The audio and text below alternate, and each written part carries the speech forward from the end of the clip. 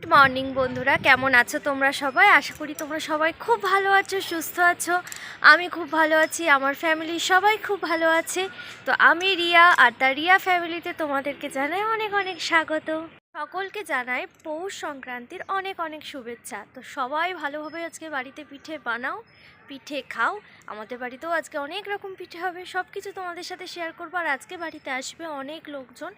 বাপির আজকে বাড়িতে একটা কাজ আছে, বাড়িতে বাপি আজকে হোম করবে, তো সবটা তোমাদের সাথে শেয়ার করব। আমার সাথে সাথে তোমরাও আমার দিনটাকে এনজয় করো। তো চলো ভিডিওটাকে বেশি কথা না বলে শুরু করা যাক। পড়ানোর পরে নিচে এসে দুজন মিলে বসিয়ে দিয়েছিলাম একদম জোর কদমে রান্না হয়েও গিয়েছে।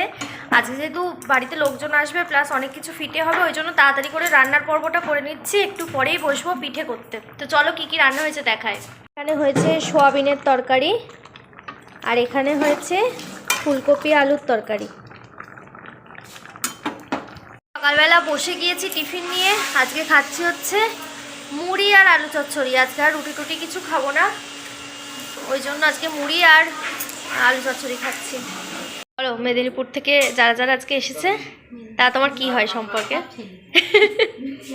সব মায়ের ছেলেরা কি কি এনেছে দেখাও। আগে যেটা হাতে আছে সেটা দেখাও।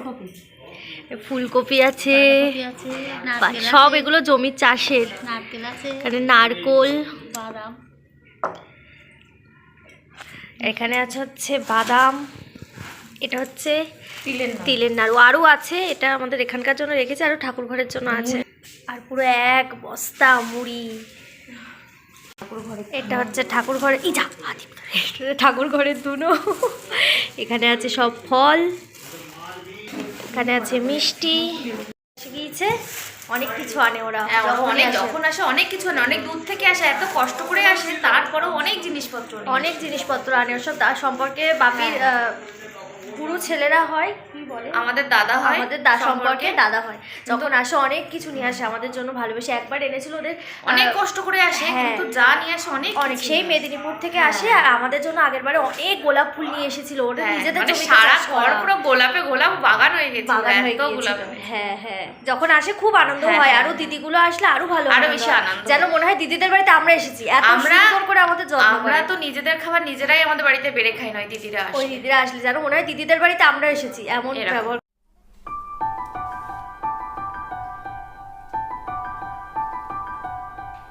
নিচে এতক্ষণ ধরে পিঠে করছিলাম, আর ওপরে হচ্ছে বাপির হোম। তো চলো তোমাদের সাথে শেয়ার করি বাপি কিভাবে হোমটা করে।